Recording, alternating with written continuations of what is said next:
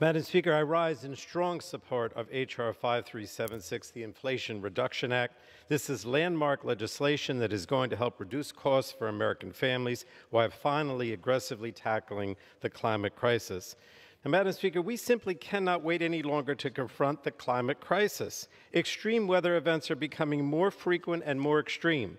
Record high temperatures across the nation this summer. And these extreme weather events cost families, their loved ones, their homes, and their livelihoods.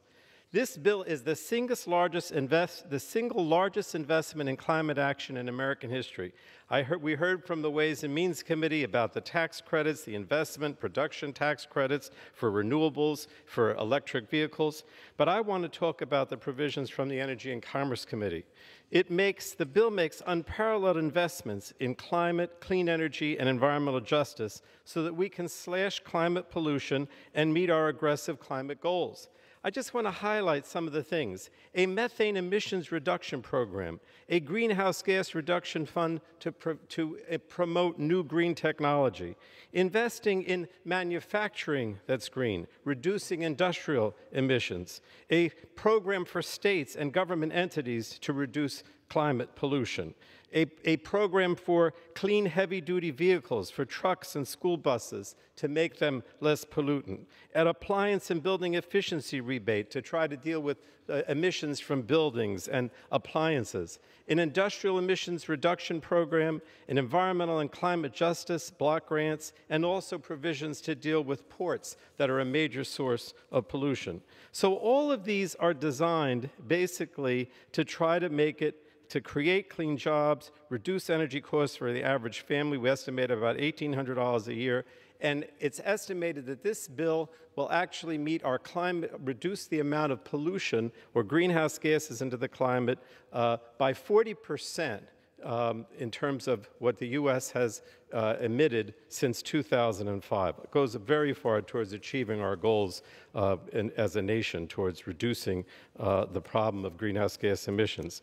Now, in addition to that, the Inflation Reduction Act is also one of the most significant pieces of health care legislation moved through Congress in over a decade. It breaks, and I want to stress this, it breaks Big Pharma's monopoly on prescription drug prices.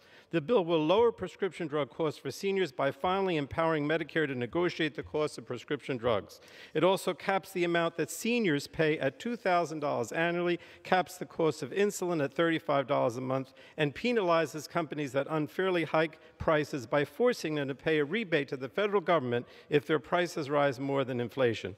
This legislation is necessary because nearly 20 years ago, Republicans prevented the federal government from negotiating prices for seniors. So today, we're finally leveling the playing field to ensure seniors are no longer forced to choose between putting food on the table and their life-saving. The gentleman's time's expired. I yield myself another 30 seconds. The gentleman's recognized.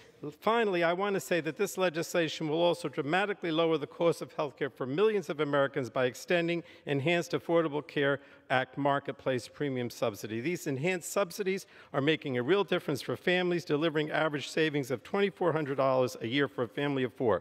They're set to expire at the end of the year, but this bill extends them through the end of 2025. So, Madam Speaker, this legislation lays the foundation for a cleaner, more prosperous future for all Americans. I urge my colleagues to support it, and I reserve the balance of my time.